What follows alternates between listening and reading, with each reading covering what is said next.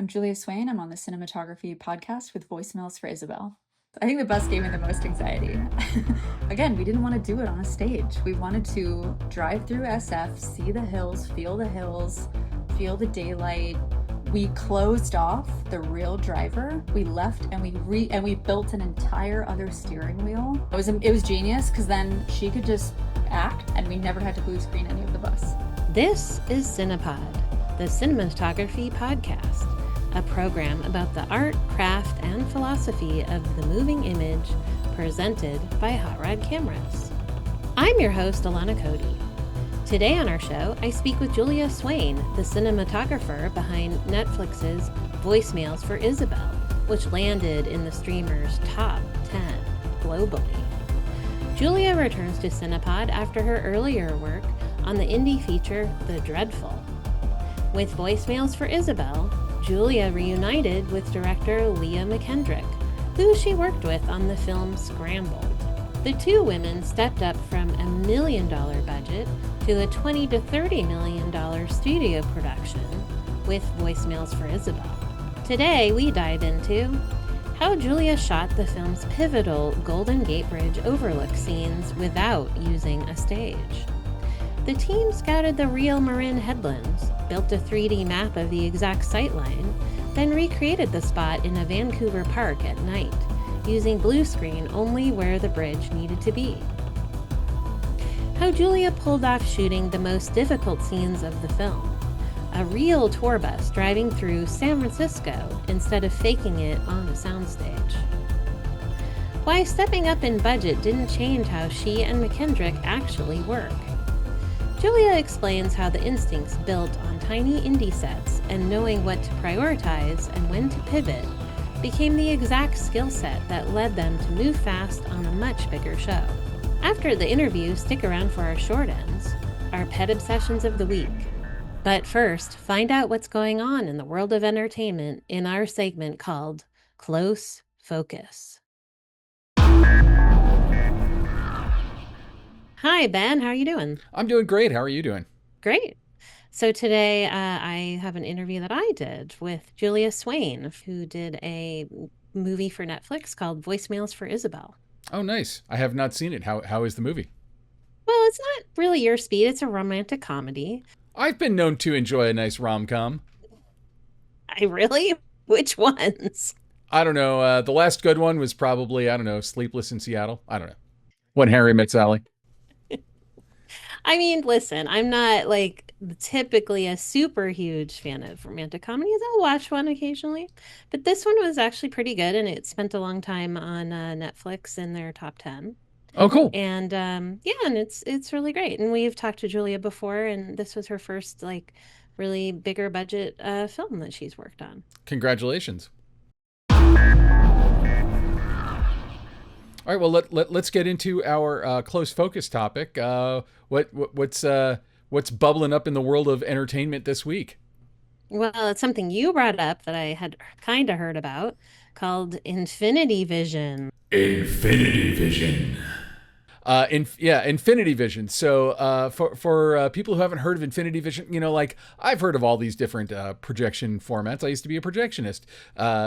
So you got your scope, you got your flat, you got things like IMAX, you got things like Dolby. What's Infinity Vision? I have no idea, Ben. What is Infinity Vision? Infinity Vision is kind of nothing.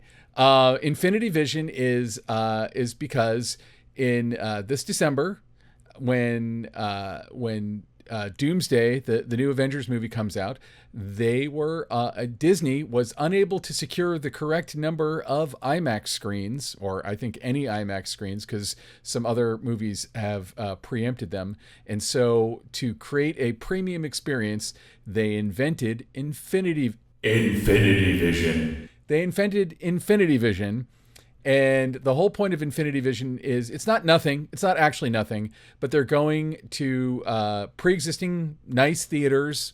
I suppose probably like if you're a Regal person, maybe RPX, if you're a Dolby or whatever, and they are they're basically certifying these pre-existing premium screens as Infinity Vision screens, because Doomsday wanted to get an IMAX release, but I believe it is the new Dune movie is preventing them from getting enough or any IMAX screens on opening weekend. So, I heard an interview with the CEO of IMAX, and he was saying that this does not show that Disney and IMAX are bitter rivals. In fact, there are a ton of Disney movies and Fox movies that are going to be released in IMAX coming up, but if you're paying any attention to the box office lately, an outrageously large percentage of the box office returns that we're getting for our outsized year this year are because of premium screens, specifically IMAX. So Disney said, well, we're just going to make a standard that we can kind of retrofit into any theater. And it's not like they're bringing in new speakers or new projectors or new lamps for the pre-existing projectors or anything else. They're just saying... So it's just a markup. It's a markup. It's a certification. And it's probably a markup that already existed in the theater you're going to. So, for instance, if you are a Regal person and you go to RPX, which is Regal's kind of proprietary premium theater screening experience, there's already a markup there. What's the difference? Usually it's just a bigger screen, better sound. And also they do something that Regal, I mean, this has nothing to do with Infinity Vision, but Regal does something that is right out of William Castle, you know, the guy from the 1950s and 60s who made movies like The Tingler, where when he wanted the audience to jump, he had buzzers put into chairs. Yeah. So in RPX, in the Regal, you can actually specify if you want to sit in that section. And like when an explosion happens on screen, your seat like shakes a little. I personally go for that. The first and only time I ever saw it, I didn't realize that was a thing, and I was like, "The hell!" And ever since then, if I go to my local Regal, I will not sit in that section if I go to an RPX screening, because I find it to not be immersive. I know that they are trying to make it a more immersive experience. I find it to be distracting, much like 4DX. And I know a lot of people love 4DX, but 4DX is like when your seat shakes and they spray water in your face and stuff. Okay, yeah. And I'm like, nothing makes me feel less... Like Captain EO or whatever. Yeah, but like every movie is like that. We took my son to see the Disney or the Pixar movie Elemental in that. And it's like, I feel like I'm about to be thrown out of the seat. Like I feel like I'm in the James Bond ejector seat. And I'm not speaking ill. Like they're trying. It's very popular. It's also a markup, and people love it. I'm not one of the people who loves that. I'm okay sitting still. I'm okay just watching the movie without anything weird happening to my seat. Okay. But Infinity Vision, to be clear, I don't believe anything weird happens to your seat in Infinity Vision. It's just, as far as I can tell, it's a slight certification. It's an upcharge that probably will be the same as whatever that screen's upcharge was. And more than anything, it's a marketing ploy. I mean, so is it going to be shown in kind of like Ilya likes to call it LIMAX screens? No, because I believe that when you say that something is playing in IMAX, that includes the LIMAX screens. So for those of, there's only, I think in the entire world, I think there's only 41 true IMAX screens. And I live in Los Angeles, where I think we have 2 or 3 of them are in Los Angeles. The one Christopher Nolan prefers over all others in the whole world is at the Universal City Walk. A movie theater that I will do almost anything to not go to, because I don't like the parking situation, and I don't like anybody hates going there. But the theater itself is amazing. It's a beautiful theater, and it is a true IMAX screen in that it's the exact the exact height, exact width, and the audience is exactly lined up. But like at most theaters where it'll say in IMAX has come through and re-engineered that screen. But like when I saw The Odyssey, for instance, I thought I was seeing it in 70 millimeter IMAX. I was not. I was seeing it digital, which became apparent immediately. To me, like if you're going to go see The Odyssey in IMAX, what you're paying for is to see like the highest resolution version of it that you can get. And I don't know, I couldn't tell you what the resolution of digital IMAX projection is, but I'm guessing it's way below film. like IMAX film, because every frame of 70 millimeter IMAX is, because it's not just, we should say 65 millimeter, but everyone says 70 millimeter IMAX. It's like stretched sideways, and so it's like the size of a wallet sized photograph. Every frame is huge. It's just enormous. And I don't believe that there's a digital projector on the market that can even come close to that resolution. That being said, seeing the Odyssey in digital IMAX, not bad. You get great sound. It was a beautiful picture, and it means that it's that it's a certified screen by IMAX. All right. Well, I don't think I'm going to be going to go see it in Infinity Vision if I see it at all. I'll definitely see it, and maybe I will consider Infinity Vision if it's not too much of a ridiculous markup. All right, well, let's get to the interview with Julia Swain. So I'm here now with Julia Swain, the DP of Voicemails for Isabelle, which is currently on Netflix and was in the top 10 internationally. Welcome, Julia. It's good to have you back.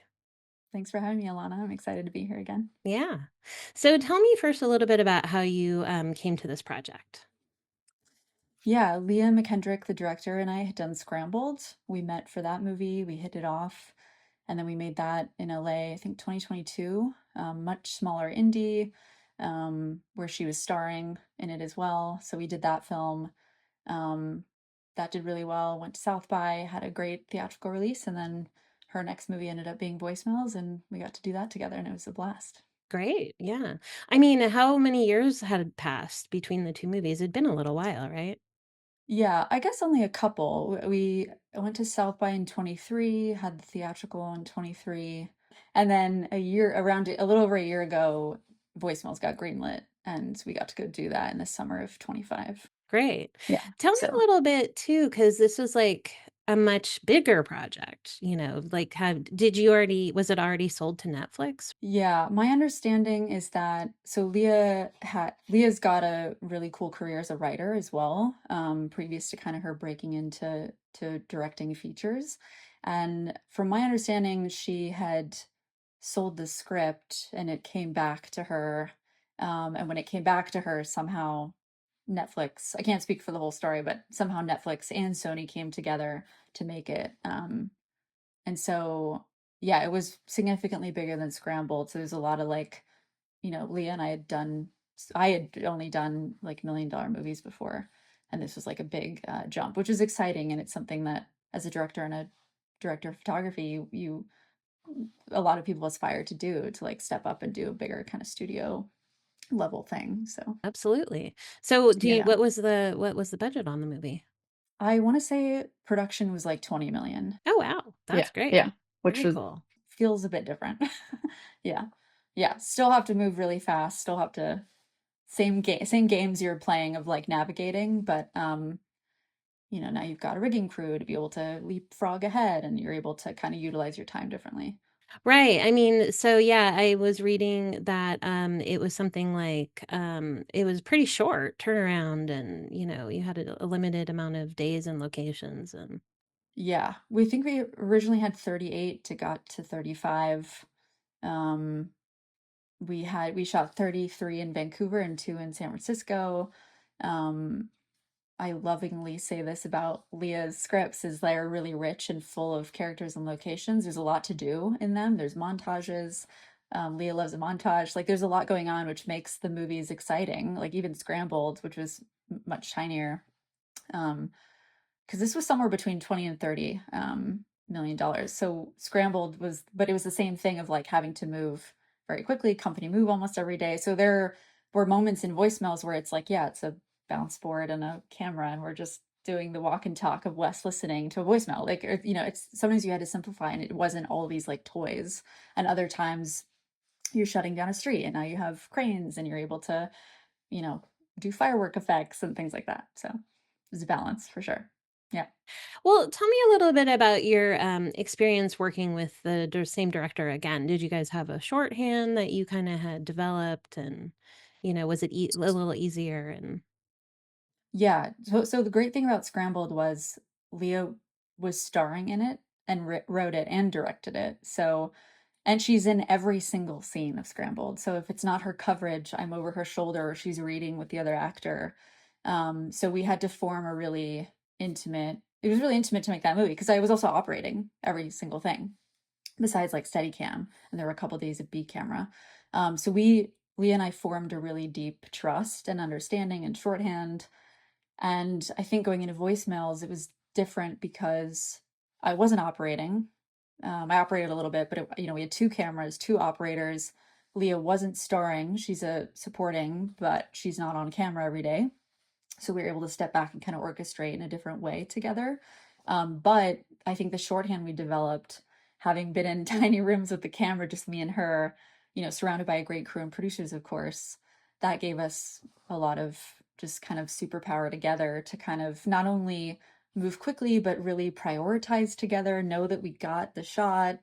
And then when she was playing Brita, we were able to tap back into that kind of shorthand of, okay, now you're on camera. So this like new level of trust has been activated with like I've got you and you're on screen, and kind of how do we utilize now on voicemails we had playback, we had a video department, right? On Scrambled we didn't have that. So how do we utilize the kind of what are the pieces of this bigger budget that we take advantage of in those moments where we have to move quickly and she's on camera or she's not on camera, and kind of had, and then when do we tap back into the more intimate kind of we're right there on set together thing. Yeah. Great, yeah. And so it sounds like you kind of still had to use that indie sensibility in the this movie as well for kind of Totally. because of a lot of shots and things. Yeah. Yeah, I think a lot of friends who had stepped up in budget were like, it's the exact same thing. You're going to do exactly what you do. And it's definitely not fully true. Like, there's obviously things you have to adapt to on the bigger budgets, but there is a lot of truth in that. It's exactly the same way you move, how you prioritize, because I think that's all what makes a great cinematographer, too. Not just lighting and knowing how to walk into a room and make it look good or how to block actors, but it's like, how do you schedule? How do you get smart about when to do certain scenes and how to pivot when you need to? Like, that's a huge part of your job. So, um, I think having done so many indies like Scrambled, where you're flying, gives you that ability to really like it. Doing indies kind of became, it kind of made me so great for this because I could tap back into this and know how to move so quickly and not used to all the rigging resources and all these toys. Like I know how to get and like down and dirty and know what's important and how to move and things like that. Right. That's good. Yeah. So when you for voicemails for Isabel, did you were you there right from the beginning with did you guys have a lot of prep or not really? Or how did that Yeah. Well, it's funny. Leah and I walked in, I think we had 8 or 9 weeks of prep, which I've never had before, right? On an indie, you've got like 2 to 4 maybe. And we walked in like, oh my gosh, we have so much time. And then we were like, oh no, this isn't not enough time. Like just was not enough time. It's never enough time. So it was very funny to think, oh, now we have 2 months of prep and we get to scout everything, but it still was a lot to do. So it was not enough time, but it was good. It was good. And we'd worked together before, so we knew how to prioritize, and our shot list was dialed in, like everything was dialed in. But of course, like even if you're starting production, this location is no longer available, or we have to move locations because the way this day has to work with actor schedules, we can't get to this other part of town in the time. Like your day's gone, so we need to move that to somewhere in this area of town. And so you're able, the more ahead you get, and the better we were with each other, knowing how to prioritize, we could then kind of pivot together as we entered production and knew how to like utilize our resources. you guys shot in Vancouver, but then you Mhm. had a couple days in like a couple other places for establishing shots, right? Yeah, just San Francisco. And it wasn't just sort of establishers, but it was that tour bus scene, Yeah. which was like crazy. So we did that whole scene in like less than a day. Um, plus like Lombard Street and all the different Pier 39. Yeah, like all the little Chinatown, like all the dates and establishers were in San Francisco. What was it like shooting in Vancouver for San Francisco and Austin? Yeah, it was actually pretty seamless. I felt like locations, they had a lot of ideas right off the bat because they knew what was going to serve us logistically, for a shoot and things like that. Like Columbia Street is where we shot Wes running, and also Jill on New Year's in the beginning, she does the same run on the sidewalk to get to her parents' house. Um, and I felt like it was more of Leah and I walking into certain rooms and figuring out were they right? It didn't feel as much of like, is this true to SF? Because I felt like the parks and stuff were kind of like Queen Elizabeth Park is Hippie Hill. And I forget the other name of the park for the end, but like we knew, okay, let's add the bridge in the back at the very end, like things like that. We knew how to kind of utilize. We had a great VFX team too, who could like add a little bit of magic here and there, or clean things up. And like David Lamb Park is the marina, like, and so obviously there were like Van City boats in the back that had to be like taken out, like, so nothing felt like too difficult to kind of, how do we make this kind of feel as true as possible as we can, because we're obviously shooting in Vancouver for a reason, to make it feel like SF in Austin. Sure. I lived in San Yeah. Francisco. Oh, cool. San Francisco was amazing. Shooting there was super fun. But so Oh, it was no pretty way. funny to like see the locations. I'm like, okay, she is at the Marin Headlands looking over at the bridge, and that isn't real. Totally. Yeah, I mean, this is the thing. It's like we're in Vancouver, so you do your best with what you have, and obviously, like Sure. people who live in Vancouver to see Vancouver and whatever. But yeah, and also that lookout where she sits on the bench, like in real life, that thing is really ugly, right? And so we're adding magic and trees, and like we're trying to make it a little bit more. Oh, sure. No, Yeah, and realistic and like, yeah, and I wanted to ask you more about that scene and yeah, stuff like that. yeah. Basically, also I was kind of like, well, first of all, how it would take her a long time to get across the bridge. She doesn't have a car. It's just, Totally. but anyway, I know. I'm like, yeah, okay, that's reality. There's some magic in this movie. Of course. Tell me a little bit about creating that scene in particular, because there's a lot of pivotal things that happen at that.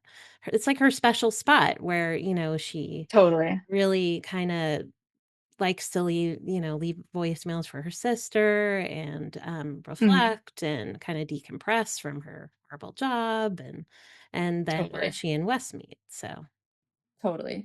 Yeah, we had quite a bit of work to do. There was a bunch of voicemails. I think there's actually a voicemail that's not in the movie that we did. So there's like a lot of scenes with Jill alone, but then there's obviously the pivotal moment where her and Wes meet in person for the first time. And so, yeah, it had to feel secluded. It had to feel, we wanted it to feel a little bit magical. Leah didn't want to feel any street lights or any pollution. It was all going to be moonlight. There's a little bit of a warm glow that I added for like if the bridge is kind of reflecting up at her with the lights and stuff, because there's cars and things, and the bridge has really great kind of sodium vapor lights at night, that I threw in there. But yeah, we didn't want to. Obviously, shooting on location would have been impossible, and obviously tourists and just like there's no way. The fog in SF, which apparently locals call Carl. well, also it's very windy at that spot. It's super windy. Sound, getting down there, getting all your gear. That's not even a question. So we knew we had to recreate it.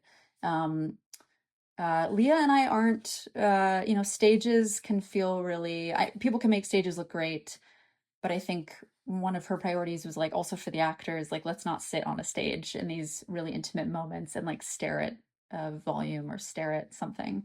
Oh, so it wasn't you didn't do a volume for that. It was not a stage, no. Oh, So what we ended up, the compromise ended up being a park at night. It was actually Queen Elizabeth with a path. It had a real path, kind of looking like it's coming down, like she came down into this spot, with trees that all we had to do was do blue screen for back toward the bridge and a couple coverage things, and that was it. So we're in the elements. It's a night exterior, and it's just supplementing blue where we had to.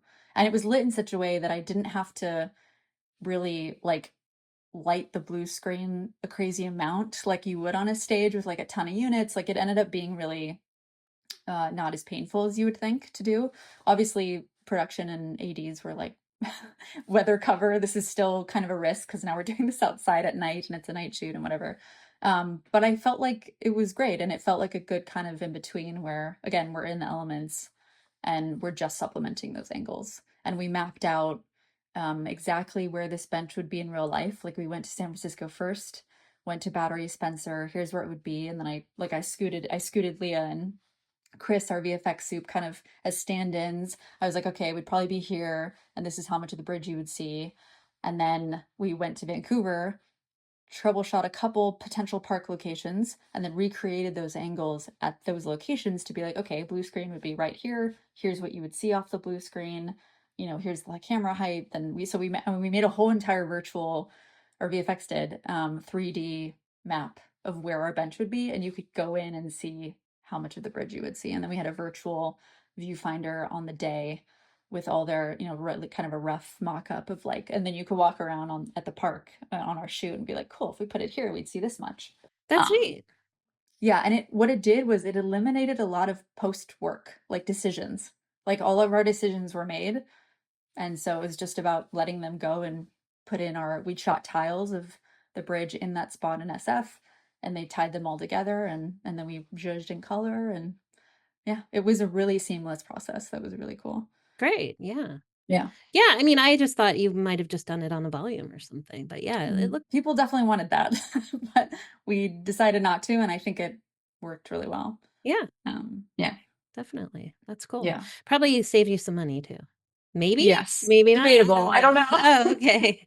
I don't know really how much Don't know. volumes go for Yeah. versus. Yeah, I don't know. I think it's probably, I don't know, because then you're paying for the stage and you've got to, are you putting plates in live? The thing with that was we didn't really have to dial in any, the thing with the stage, we didn't have to dial in any plates beforehand. Like we could just have rough stuff with the blue screen at night and then just do our thing and judge it later because we knew exactly where it was going to be. I don't know. We did what we did and it worked. It worked. I saw a review that was like, they did it at the bridge. And I was like, mission accomplished. Yeah. Like, well, so I think if I hadn't actually been someone who's from that area, totally. I probably wouldn't have known the difference. Yeah, totally. So I'm like, I know these things. Yeah, for sure. But anyway. But yeah, you're right. The fog is called Carl, and I lived in the Sunset District, so it was always foggy. Yes, we had to plan around Carl.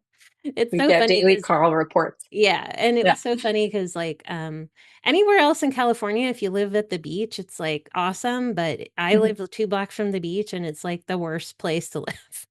Oh no. Because of the fogginess. Because of the fog and the cold. Yeah. So backing up a little bit, what were some of your like visual influences? Because your background isn't really in like you haven't really done that much romantic comedy. I mean, have you done any? Yeah. No, you're right. I haven't realized that really. Yeah, because I've done a lot of like horror, I guess, like dramedies, but definitely not romance. Yeah, we definitely looked at, you know, part of the mission was like bringing back some nostalgia of rom-coms from like the 90s and 2000s, like the warmth. And, you know, I think there's a whole conversation right now about modern movies in general, but rom-com specifically feeling colder or like a little bit more sterile and missing that warmth and contrast and like things kind of being flat nowadays. So we definitely wanted to you know, bring back a bit of contrast and like, or lean into it at least, and like light them warmly, like with tungsten when we could. And couldn't shoot on film. That wasn't a discussion for this. We shot digitally, but you know, I tried to use a lot of soft light on faces and like kind of elements that you love from movies of that time. We looked at Jerry Maguire, we looked at The Holiday. The Holiday's all portraits of people's faces. Like if you watch that movie, it's all just beautiful shots of faces and characters, and everyone's lit really beautifully. And Chef was a big inspiration. Chef was not only a kind of North Star for me in terms of like aspect ratio. They used, you know, Panavision anamorphic lenses that feel really soft and nostalgic as well. But a lot of the food stuff is pretty, and we knew we were going to do a lot of food work. I really like that movie. Yeah. Yeah, Chef was great. So Chef was one of the biggest North Stars for us as well. But we, you know, Notting Hill, great 239 rom-com. Yeah, lots of fun rom-com watches. So yeah, for the food stuff, you kind of pretty much did you have any other influences? It was mostly just Chef for the look. Mostly just Chef. Yeah, I didn't there's definitely more in a deck that I made that I'm blanking on where maybe they came from, but I didn't want we didn't want to do the food too commercially, like you know what I mean? Like you wouldn't stop down, and it's not this like beauty shot of a pastry necessarily. I mean, I mean it is, but it's not like you're not presenting it to a customer. It's like a different kind of method of thinking. Like you're doing it in a narrative sense that's still like beautiful and there's a bit of softness still. It's not like razor sharp food work that you would see in like a commercial.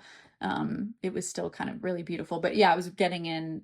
Leah has formed a love of diopters where you throw a diopter in the matte box and you can now kind of turns your lens into a macro of sorts and you can get really tight on things and you get really close in on the food. So she'd be like, get the diopter, and we'd be in on the food and tons of kumquats and pastries and but I don't remember too much of that actually being in the film, though. You know what I mean? Like, I think a there was lot of a it. little, You're but you're right. You're right. I think we did a lot more than is in the film. yeah. There were a couple food montages that didn't make it in the film, actually. Yeah, but it was something we were conscious of like getting a lot of options of like, because the kumquats were kind of transitional for like getting back in and out of the kitchen. There was probably more pastries we shot. Obviously, Nick Offerman with the one that he's like crowning and then he eats and everybody's cheering. Um, Things like that. So we wanted to think about food, and we also wanted to think about food in the sense of like being really frenetic with the camera and like having a lot of movement with like when she's making her breakfast burrito, when she's cooking for her, as opposed to when she's baking in the cutting kumquats. It's very like static and not exciting, and like thinking about when is she making things for her and her passion versus when she's in his kitchen and it's not as exciting. We have these two characters, one of which only knows Jill through the voicemails, that she's leaving, and she doesn't know who he is at all. And then Mhm. you establish them in these two different environments before they ever meet. So, talk to me a little bit about, your how you wanted to establish them in their two different environments. Yeah, we talked about Wes being very sort of powerful in his work environment, kind of him commanding the camera looking up at him, so he's feeling a little more powerful, like when he's at the cubicle, when he's walking down the hallway, we're always a little bit below the eye line. Um, Same when he's like, there's a montage of him showing properties and making deals and things like that. So very like slick camera, like Wes. And then talked about Jill being a way more handheld and sort of real and just very like a little bit more chaotic in her life, as she's like figuring this out in San Francisco. And then, when he's listening and she's talking, like being really like closer than we've ever been on them, and really, um, it was kind of about trying to help the audience understand and feel Wes falling for her. So like having these more intimate close-up moments, um, when he's listening versus when she's talking, and that connection's being made just through audio. How do we do that visually? Um, so yeah, we talked a lot about who they are and their kind of inner lives and what they want and things like that, and how that dictates kind of how we move. So then how did your camera and lens choices kind of play into that? You wanted there to be a softness when they were together, but then you wanted them to also have a little bit more staticness when they're in their professional lives. Yeah, there's definitely like, I would be lying if I said there wasn't an element of like leaning into what I know very well for this movie, stepping up in budget and really wanting to do a really good job, as I always do. But really like trying to prove myself at this level too. I think the Alexa 35, I know I shoot a lot of Arri cameras for the most part, and it's just a camera that I know I've got the range, I know how to push it, I know how to expose it really well. So definitely wanted the color space of the Alexa and everything like that. I think lent itself to this kind of beautiful, soft world. And then the teas from Panavision, I just feel like, and I did tests, like I explored large format, I explored the Venice, I explored all kinds of lenses at different houses. And I just feel like I come back to them once in a while because I feel like they're not too sharp. There are lenses that are so sharp and so corporate-y and I just like am so turned off by that. And then then there are lenses on the other side that might be too funky and too distracting and too soft and too distorted. And I wanted to use something in between that felt really beautiful, works really well with skin tones, but wasn't like too modern, if that makes sense. Like it was this kind of this perfect in between Right. of characteristics. So Yeah, and the that's kind of my thinking. anamorphics help with Yes. the portraiture element and stuff. Yeah. Yeah. Yeah, totally. I think the anamorphic too was kind of trying to stray away from um I don't know, like there's a Rolodex in my head of just like flatter spherical rom-coms, and I didn't want to do that. So I wanted to lean into anamorphic for this. Is that what they usually use for rom-coms? Like a more spherical? No, there's a mix, but I feel like in my head when I think of rom-coms and I see images from movies, it's just 16:9 spherical, and it's I don't know, to me it wasn't as attractive for this, and I think the lighting in voicemails is not it's very subtle and grounded, and it's commercial, but we're not doing anything crazy in this movie. And so I think anamorphic just kind of gives it a little bit more of a cinematic push, and it feels a little bit more, I don't know how to describe it. I think it just kind of helps balance all of those elements, and it just felt right, I guess. Sure. That's another thing, is like Leah and I are just very intuitive, and I think it's like about how it feels. And even for Scrambled, I brought her in and showed her different, like she was my stand-in because she played Nellie, and I was like, look at 239, look at spherical, look at anamorphic, look at, and it was just kind of like, what does this movie feel like? And this one felt anamorphic. Okay. Good. Yeah. Well, what about the lighting then? I did notice one fun little trick that you did. Oh, what trick did you notice? There's a trick that no one has brought up, and Oh, I'm really? curious. Yeah. Oh, the transition when she's asleep and then it's daylight. Oh, yeah. Yeah, yeah. Was there another one? The one, yeah, Izzy's in the hospital, and the dance lighting, the Robin lighting, is in her hospital Oh, bed. right. It's like No, pink and gold, and it felt so natural, I guess. I really felt they really felt so connected. I didn't even think about it. yeah, that's That's cool. cool. That really worked. Yeah, that was stealthy, I guess. No, it was great. It was like she was really there within the dance Yeah, party. yeah, it was like, how do you connect them? Yeah, totally. Yeah, yeah. When she wakes up, yeah, I mean, the lighting was all about. For me, there's nothing more interesting than the human face, so it was all about, really taking care of the human face, and I love lighting softly on faces, and having a little bit of wrap with the key light so that it's very flattering and beautiful. Definitely because of the bench being at night, and Leah was very against street lights. Moonlight had to be part of this movie. Moonlight was part of the language. So there's moonlight in other night exteriors at the beer garden, on the street. There's even moonlight. So that was always part of the wedding. Yeah. So that was definitely going to be a thing. Um, and yeah, I love color separation and mixing different things and trying to have really healthy images where you've got highlights and shadows and we've got a great healthy range, and um, tried to light tungsten where we could. Obviously, we were moving very quickly, so sometimes it was like a lot of LED. Does anything But it else does stand out have to a you? lot of warmth. You're right. It does have a lot of Yeah, warmth that I didn't know you would use tungsten, but yeah, that makes sense. yeah, yeah, where we could. But yeah, definitely prioritizing warm keys, and um, even in Wes's office, where the cubicle with Felix, that was one location where I couldn't swap out any of the overheads, or I decided not to because I needed the resources in some other location, and they were warm. So even that office is not cold, and even his office is like just kind of daylighty and nice, and everything we did, we tried to make it really flattering and have some sort of warmth, even if it was a daylight scene. Sure. No, that's Yeah. very, very rom-com. Yeah, exactly. Totally. Your approach, it seems like, was that the two visual languages for Jill and then for Wes were different in the beginning, and then they come together. How did you kind of figure out how to meld the two once they finally met? Yeah, I think it was scene by scene, as it always is, maybe. Like when they're seated and she makes him the pot pie, it's very quiet and observant, and um there's definitely a couple angles where we're more with him and he's like moving his hands because he's nervous because he wants to tell her the truth. But so there's a little bit more of subjectivity with him versus her in those moments. Um, After the wedding, when she runs out, now we're handhelds. What that scene, for example, we didn't do a wide.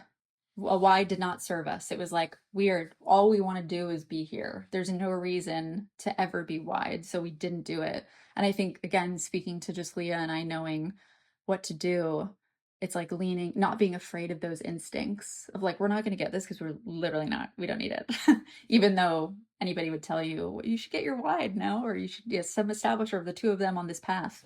So things like that, really leaning into like, what is the scene? What is the energy of the scene?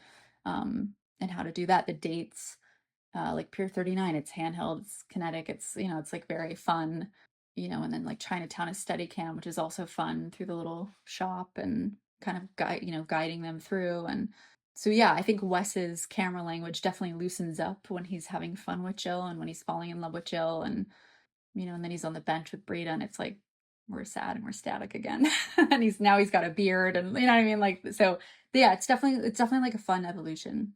There's the one scene you said that we kind of touched on a little bit before about the bus in San Francisco, the tour bus. Yeah. So it was Yeah. that like the most challenge. Do you think that was the most challenging day and scene to shoot? Yes. I think walk me through it a little bit. Tell me about that. Yeah, it was originally a tie between the overlook and the bus, but I think the bus wins. I think the bus gave me the most anxiety. Only because, again, we didn't want to do it on a stage. We wanted to drive through SF, see the hills, feel the daylight, be moving.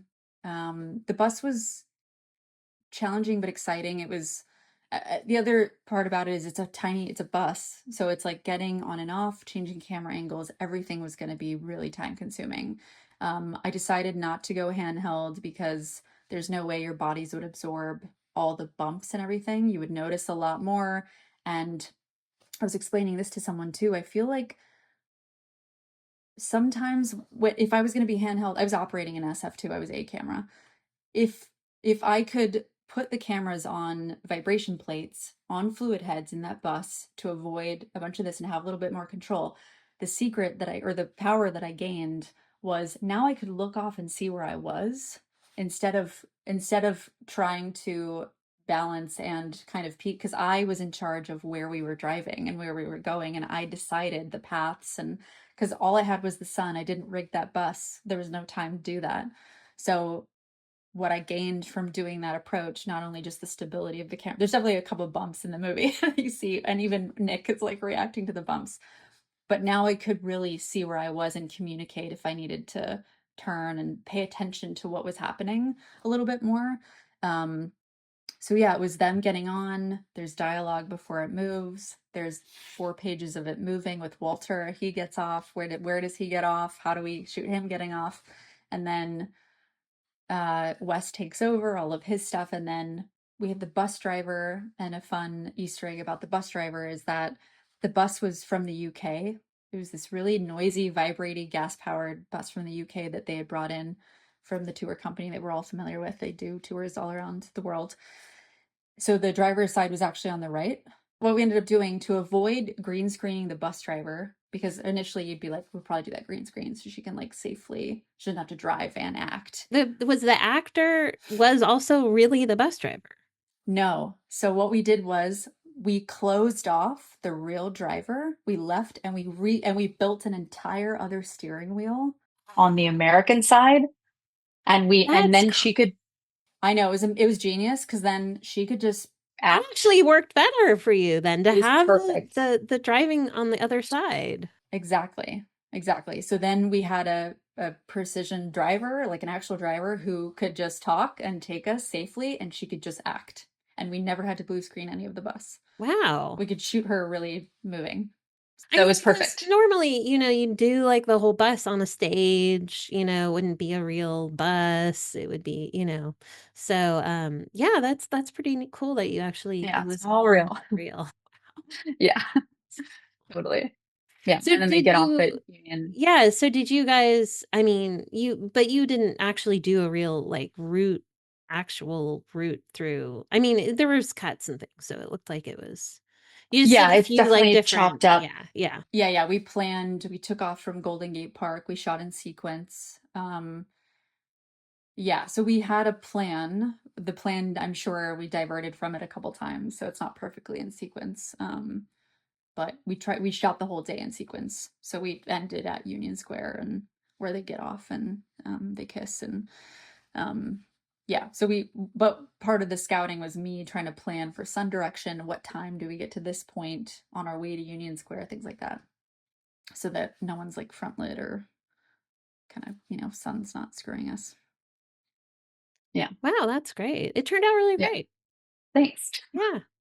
So, I mean, so yeah, was it just fortuitous that you had that you had that bus with the driving on the other side? So Or we looked were at you able to we plan it? Okay. well, we looked at a couple. That interior was the most interesting to Leah too. Like it had a cool checkered floor, it had red seats. It was just visually better. And then of course, ironically, is how life works. The bus you want is the driving's on the wrong side. So then we had to be like, okay, how do we make this bus work? Let's build a whole nother driver's seat with a steering wheel. And then Which I think, like gate I said, I think safety. that was better. Totally. Totally. Yeah. That's cool. I So, like that. yeah. And then we did the garage, the real garage. Her apartment is in SF.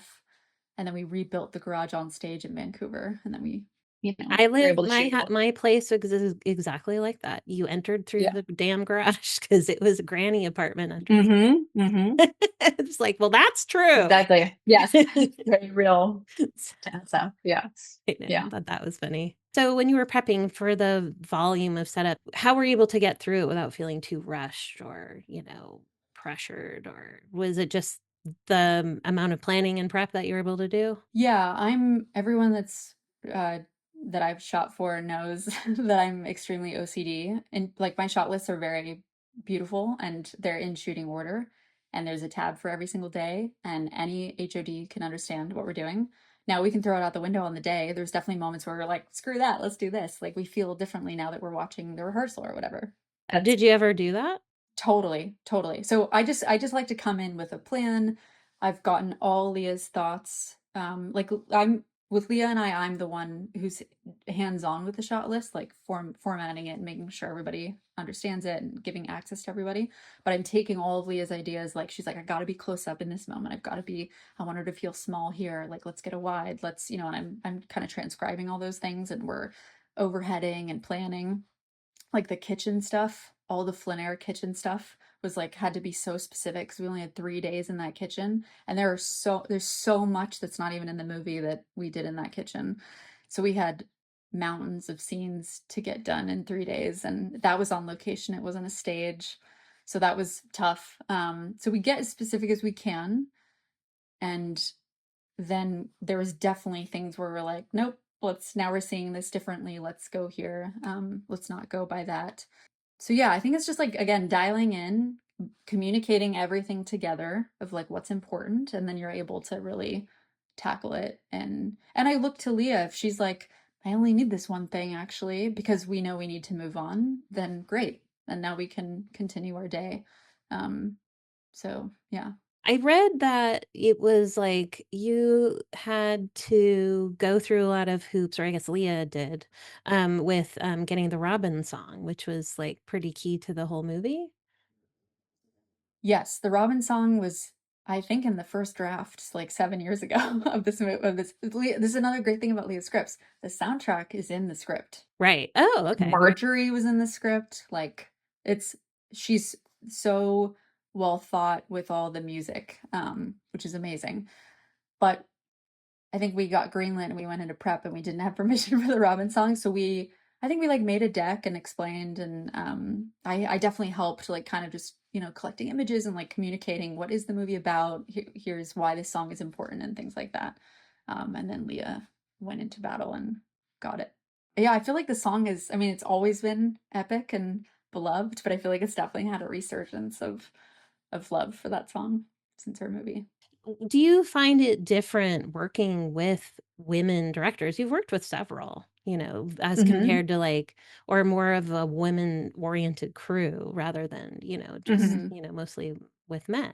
Because you worked with Leah before, and then you worked with Natasha Kermani on a few things too. So do you find there's like a difference at all, or what do you think? I don't between men and women, I don't think so. I feel like all the directors I work with are really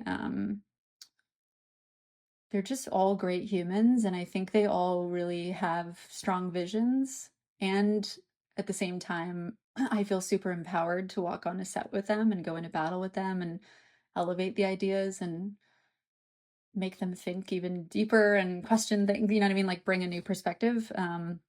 I don't know. I don't think so. I think like Leah specifically really knows what she wants. She's such a great leader, and um like I trust Leah with my life, and I like want to do nothing but support what she wants. So yeah, I feel like I feel really lucky. Like I really truly can say like I only really work with excellent directors, which is the goal. Yeah, I mean, it's cool that you've gotten the opportunity to work with several women directors too, you know what I Yeah, mean, as a totally. female DP. I mean, I feel like a lot of female DPs, they kind of only get the opportunity to work with men mostly, it seems like. Totally. I also I think I haven't this I feel like this hasn't been talked about enough with this movie is like they let a female director and cinematographer step up budget-wise.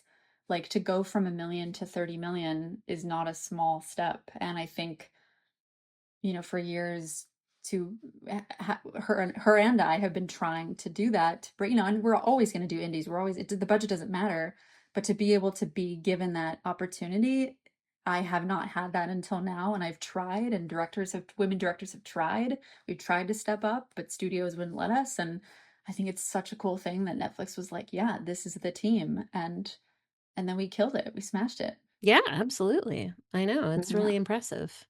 Yeah. So that's been great. I love it. It's a great movie. It looks great. You did a great job. Well, thanks.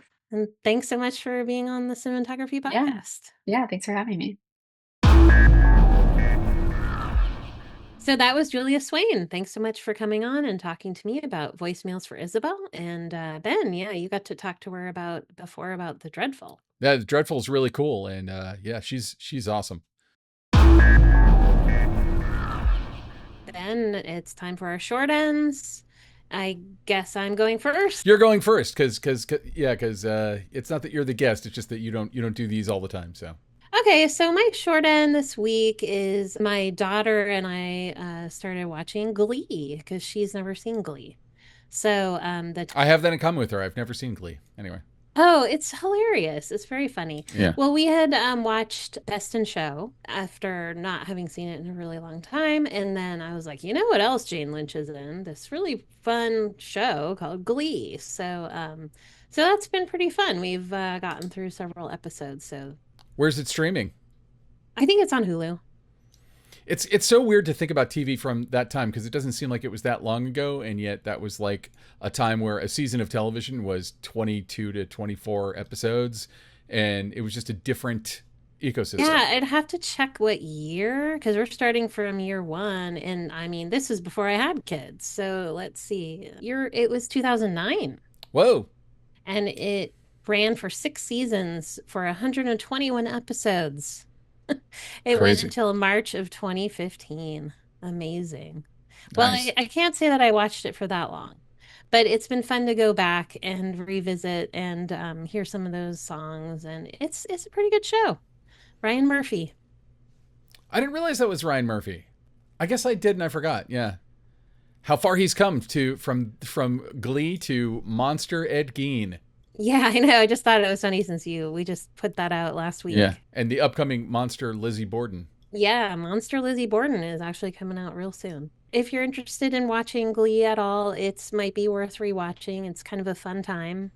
Very, nice getaway entertainment for your vacation for your brain. My short end is, sometimes I'm like, YouTube, your algorithm has me figured out. And it is a channel called How I Filmed This. It's presented by Rachel Tulalay. I think I'm saying her name right. She is a very experienced director who's been around for a long, long, long time. The first thing I remember that she directed was Freddy's Dead, The Final Nightmare, the Nightmare on Elm Street movie, which I believe was like 91 or 92. She also directed Tank Girl, if you remember Tank Girl. But she's become a very prolific TV director, and she's directed Good Omens, Sherlock, Doctor Who, Band of Gold, Quantum Leap, the newer Quantum Leap. And she does these deep dive videos. She herself is doing them, and she does these deep dive videos where she shows you the whole store. She shows you what the idea was, how they came up with it, how they executed it, how she planned for it. She had an episode that dropped just a few days ago that is called How, parentheses, Not to Film in Cars. And it's her talking about doing car shots. And she goes through filming on a flatbed, filming on with rear screen projection, filming with green screen, filming on a volume. And all the ways that she's done it. And she just kind of walks you through, as a director, her entire thought process when she's doing this stuff. She shows you her actual notes or the diagrams or the previs or whatever it was they used to get to where they got. And it's just, I'll go, like, a lot of times I'll see like, oh, it's a YouTube video, but it's 30 minutes long. Oh God. Well, I'll just watch a minute of it. And this isn't her. This is like anything on YouTube. And then with her, it's like, I'll start watching it and I'm like enwrapped for 30 minutes while she talks about car shots. And maybe it's just me, but she even talks about poor man's process in that video. Like she runs the gamut. And I think if you're interested in how stuff gets done in the real world, on real TV shows and movies and whatnot, she's great. She's frank. She's very, very interesting and very thoughtful about what she does. And it's just interesting to hear about. The first one I watched from her was in Freddy's Dead, The Final Nightmare. They ended that movie with a giant 3D section. And it was her talking about, in the early 90s shooting with the rather difficult to work with 3D cameras and how she figured out how to shoot with it, how she planned the shoot. And it's all very interesting. I think she's a really fascinating person. And anyone who likes what we talk about on this podcast would probably eat up everything that she has to say. Great. Yeah, I mean, I think they've gotten a lot better at shooting car shots these days, especially because, cameras are smaller. You can do a lot more. Car shots and I think volume shooting helps. But to me, it's one of those things where it's like every time, I'm not talking about any of her movies or TV shows or whatever in particular, but it's like any movie or TV show that has car stuff, there's like, they can do anything on a green screen except sell that someone's in a car. And maybe it's because we just spend so much of our lives in cars, so we know what it looks like. Have you watched Pluribus? Yeah. We had Marshall Adams on, and he actually made a mini volume stage for the segments at the very first episode of Pluribus where she's driving the truck.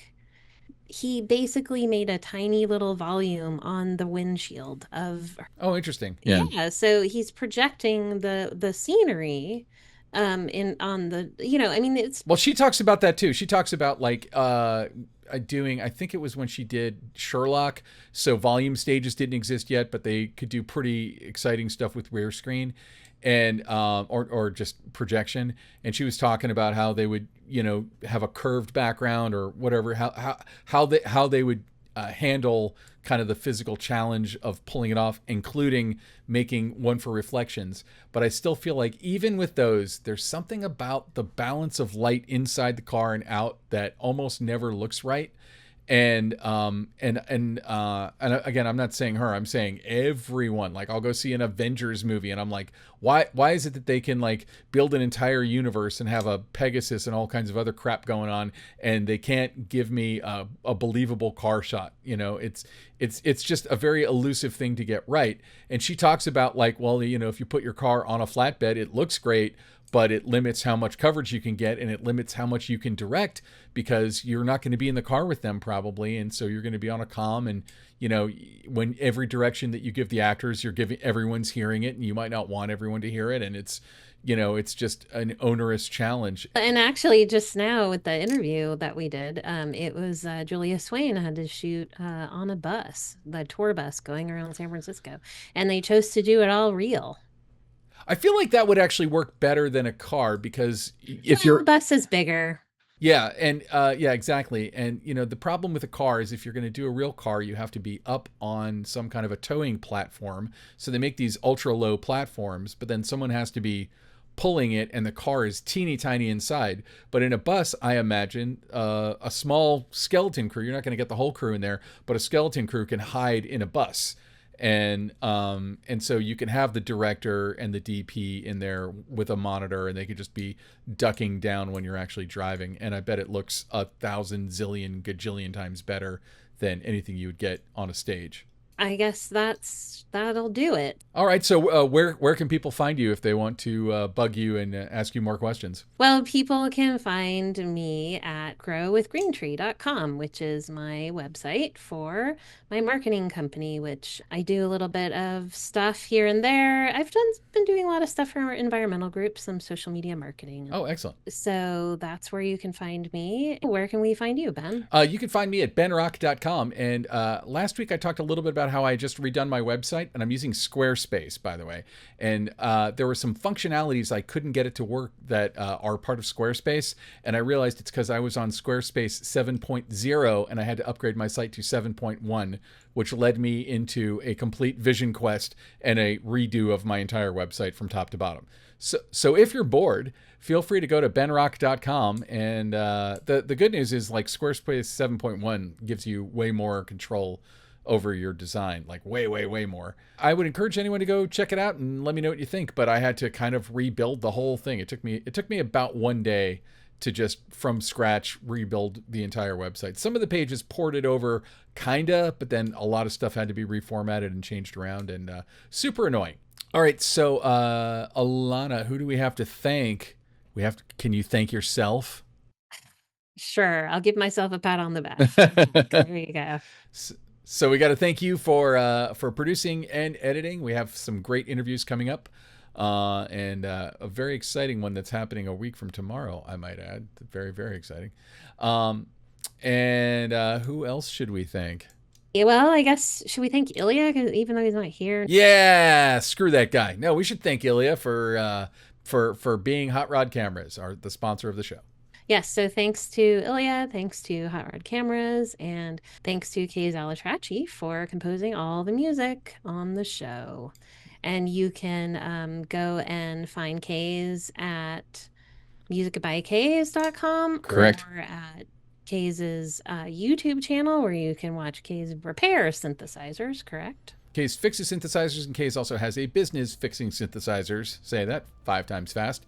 And that is kayslabs.com.